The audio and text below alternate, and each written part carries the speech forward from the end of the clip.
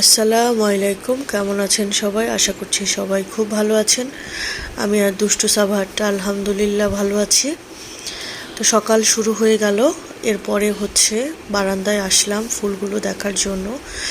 শীত চলে এসেছে, তার আগে ফুলগুলো একটা সুন্দর স্মৃতি হিসেবে রয়ে যাবে আমার জীবনে। তো যেহেতু মাংস রান্না ছিল, দুষ্টু সাভারটা বলল যে সে মাংসের ঝোল দিয়ে রুটি খাবে, তো তার জন্য নেওয়া হলো। এরপরে নাস্তা সেরে আমরা কিছুক্ষণ পরে আম্মুর বাসায় আসলাম।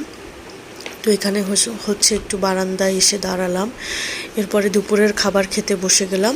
তো দুপুরবেলায় খিচুড়ি রান্না হয়েছিল, মানে ছোটো ভাইয়ের বউ সবগুলো আইটেম করেছে। এরপরে চিকেন ছিল, চিকেন ভুনা করেছে। তো আমি যদিও খাইনি, এটা সাভাত বাচ্চাটার প্লেট ছিল।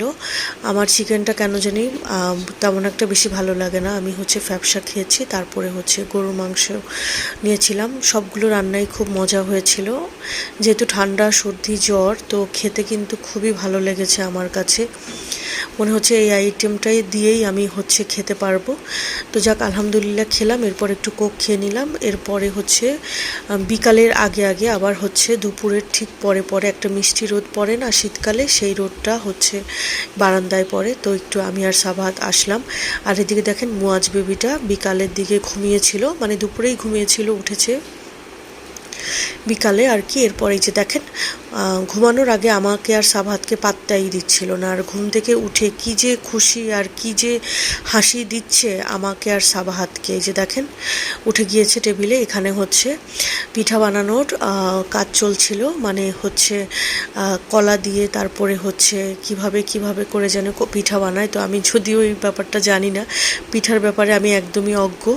তো কলা দিয়ে পিঠা বানানো হবে। আর এই যে মুয়াজ বেবিটা দেখেন, তার ক্ষুধা লেগেছে অনেকক্ষণ থেকে, সেই দুপুরের পর থেকে তার সে না খেয়ে আছে।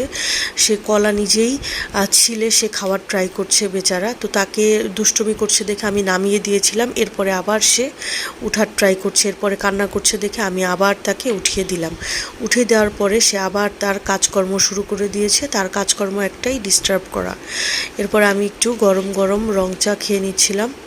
আর এই যে দেখেন হাঁড়ি পাতিল যা পাচ্ছে তা দিয়েই পানি দিয়ে ঘুটানাটা সে করছে।